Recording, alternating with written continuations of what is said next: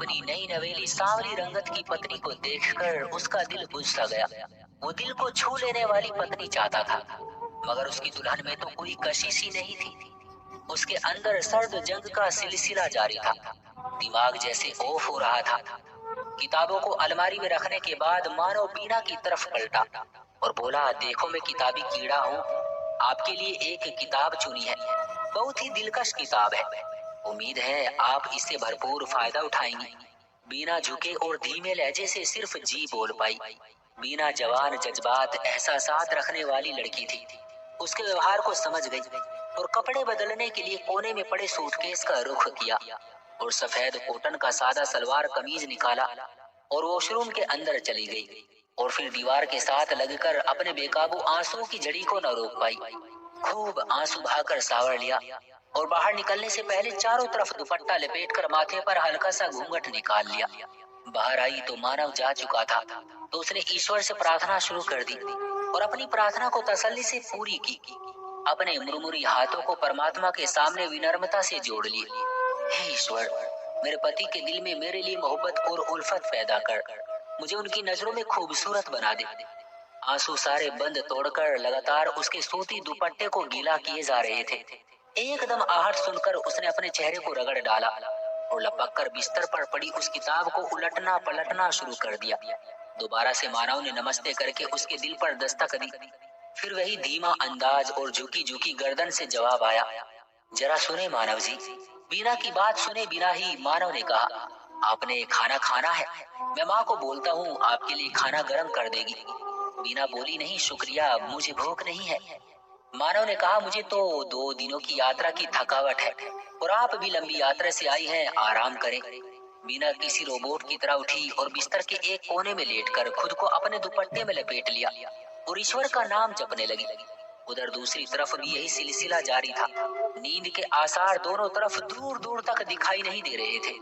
बीना बार बार उस पॉइंट को सोचे जा रही थी कि क्या मेरी तस्वीर मानव को नहीं दिखाई गई, जबकि उनकी माँ ने मामी से खास आवेदन करके मानव को दिखाने के लिए ली थी। फिर आखिर क्या हुआ है जो इनकी आंखों में मेरे लिए किसी किस्म के जज्बात नहीं है? मुझे तो उन लोगों ने तस्वीर दिखा दी थी, पर अपने बेटे को क्यों ना दिखाई? मैं तो रिश्तों से तरसती रही हूँ। बचपन में माँ बाप की मृत्यु, न कोई बहन और न कोई भाई, और अब पति मिला है, वो इतना करीब होकर भी कोसों दूर है। दिल में ठेस उठी और आंखों ने खुलकर बरसना शुरू कर दिया। दिल शिद्दते गम से निढाल था। अब वो उस रिश्ते से खुश नहीं है, तो मैं कभी उनको मजबूर नहीं करूंगी। हाँ, अपने फर्ज जरूर पूरे करूंगी, जो कि मेरे संस्कारों का हिस्सा है। रात के 2 बज रहे थे। बीना चुपके से धीमी चाल से कमरे से निकलकर वॉशरूम में गई। अच्छी तरह से चेहरे पर ठंडे पानी के छींटे मारे और वो खामोशी से ईश्वर के सामने जाकर खड़ी हो गई। अपने हाथ जोड़ लिए। फिर वही बरसात का सिलसिला और सीने में तड़प। कंट्रोल करने की कोशिश की, लेकिन बेसुध अपनी परेशानी को दोबारा जिंदा कर दिया और खूब गिड़गिड़ाई, हे ईश्वर, मेरी इस आजमाइश को आसान कर। बेशक तू ही मुश्किल कुशा है। लंबी प्रार्थना के बाद दिल में सुकून महसूस होने लगा। इतने में सुबह के 5 बज गए। मानव तो न जाने रात के किस पहर नींद की गहरी वादियों में उतर चुका था। अब बीना इस उलझन में थी, मानव को उठाऊं या ना उठाऊं। इस सोच विचार के बाद बीना ने मानव के पांव को हल्का सा झिंझोड़ा, लेकिन वो घोड़े बेचकर सो रहा था। आखिर तीसरी कोशिश पर हड़बड़ा गया। आंखें मली तो देखा बीना बोली, सुबह हो गई है। मानव दिल ही दिल में खुश हुआ। चलो, मेरी पत्नी सुबह सवेरा उठने की तो पाबंद है। फौरन उठ खड़ा हुआ, हाथ मुंह धोकर मंदिर की तरफ रुख किया। बीना ने भगवत गीता पढ़ी। बीना के पढ़ने ने मानव को दरवाजे के बाहर खड़े होकर सुनने पर मजबूर कर दिया। इतनी खूबसूरत आवाज उसने आज तक न सुनी थी। वो दिल ही दिल में दाद दे गया। मानव कमरे में दाखिल हुआ तो तभी बाबा ने आवाज लगाई, जी बाबा बताएं क्या हुआ? वो बेटा, हमें लगता है हमें कल के प्रोग्राम आगे बढ़ाने पड़ेंगे। सब ठीक तो है ना बाबा? थोड़ी देर पहले तुम्हारे फूफा जी का फोन आया था। तुम्हारी बुआ काफी बीमार है, इसलिए मुझे सीतापुर जाना पड़ेगा। बाबा, जैसे आप बेहतर समझे। माँ की आवाज आई, दीदी मोहिनी के साथ मेरा बहुत अच्छा वक्त गुजरा है। जिंदगी मौत का कोई भरोसा नहीं, इसलिए मेरा भी जाना बनता है। पर मानव की माँ यहाँ नई नवेली दुल्हन अकेली है, उसको घर की किसी चीज का पता नहीं है। बाबा बोले, मानव की माँ फिर से सोच लो। अरे आप क्यों घबराते हैं? मेरा मानव है ना बीना का ख्याल रखने के लिए। ये सुनकर एकदम से बीना के दिल में ठेस उठी और चंद सेकंडों में माँ और बीना किचन में जा चुके थे। बाबा बोले, हमारी गैर मौजूदगी में तुमको बहू का खास ख्याल रखना है। इस बच्ची ने यतीमी की जिंदगी गुजारी है। बहू को थोड़ी देर बाहर ले जाना या एक चक्कर गढ़ी का लगा लेना। सोचों में गुम मानव फौरन जी ही बोल पाया, अच्छा बेटा, हम अभी नाश्ते के बाद निकलेंगे। मानव दोबारा सोने के लिए तैयारी करने लगा, जबकि बीना सासू माँ के साथ गपशप में बिजी हो गई और साथ साथ हर चीज का मुआयना करने लगी। मामा के घर कितनी गुर्बत थी और यहाँ कितनी खुशहाली है। काश इन चीजों का मालिक भी मेरा हो जाए। मैं तो मानव के साथ होते हुए भी शायद अकेली रह जाऊंगी, क्योंकि उन्हें तो मेरे में कोई दिलचस्पी ही नहीं है। मानव ने 5 मिनट बाद रोकते हुए पूछा, ये क्या हो रहा है? जी मैं कपड़े धो रही हूँ। अच्छा, तो ये कपड़े धोने की मशीन किस खुशी में पड़ी है? सिर्फ घर की खूबसूरती के लिए? आपको पता है आप कौन है? जी मुझे पता है, मैं बीना हूँ। मानव हंसी छुपाने लगा। हवा के झोंके ने माथे पर आए बालों को उलझा दिया और साबुन वाले हाथों से उनको पीछे हटाया। मानव की हंसी छूट गई। ये क्या हाल बनाया हुआ है? अपनी शक्ल देखे आईने में जाकर। बीना ने चारों तरफ नजर दौड़ाई, लेकिन आईना नजर न आया। छोड़े जी, आईने को मैं खुद साफ कर देता हूँ। और फिर पूछा, आपको खाना पकाना आता है? हैरान होते हुए जोश भरे अंदाज में बीना ने फौरन जवाब दिया, जी मुझे सब कुछ करना आता है। मानव बोला, फिर तो आपको मकान बनाने भी आते होंगे। ये सुनकर बीना की हंसी छूट गई और मानव ने भी जोर का कहकहा लगाया, मैं बाहर से नाश्ता लाता हूँ। बाहर से नाश्ता ना लाए, मैंने तो पराठों के लिए मसाला और आटा तैयार कर रखा है। आप कुछ भूल रही हैं कि आप नई नवेली दुल्हन हैं और नई नवेली दुल्हन आते ही घर के कामों को हाथ नहीं लगाती, बल्कि नखरे उठवाती है। ये सब मेरे माता पिता के दिए संस्कारों का असर है। और वैसे भी मुझे थाली बैठना पसंद नहीं है। थाली इंसान तो बुराई का घर है। मानव बड़े गौर से उसकी बातें सुन रहा था। अच्छा जी, जैसे आपकी खुशी। वो ये बोलता हुआ आगे बढ़कर बीना को मजबूती से थामने लगा और बोला, बीना आपके शौक मेरा कचूमर निकाल देंगे।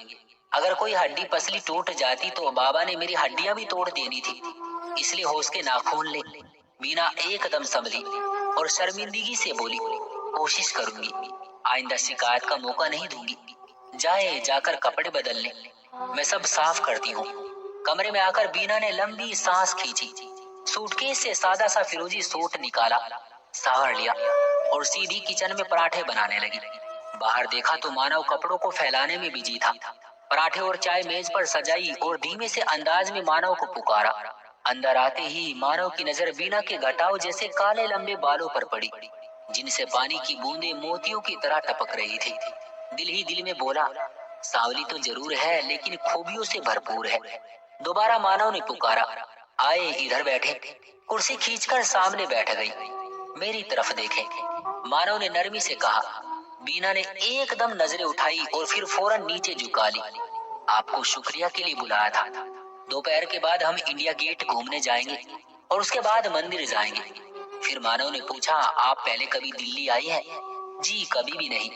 फिर दोपहर के बाद नवविवाहित जोड़ा इंडिया गेट की तरफ रवाना हो गया। रास्ते में मानव ने खामोशी तोड़ी, आप बोलती बहुत कम है। जी मैं बोलती हूँ, लेकिन जरूरत पड़ने पर। अच्छा, मुझे 1 से 100 तक गिनती सुनाइए। जी। मीना ने पूरी गिनती सुना दी। दोनों इंडिया गेट पहुंच चुके थे। फिर दोनों एक कोने में जा बैठे। मीना फिर से खामोश और सोचों में गुम। मानव ने सवाल किया, आप कितनी पढ़ी है और शादी से पहले क्या करती थी? प्राइवेट बीए किया है, घर में ट्यूशन पढ़ाती थी।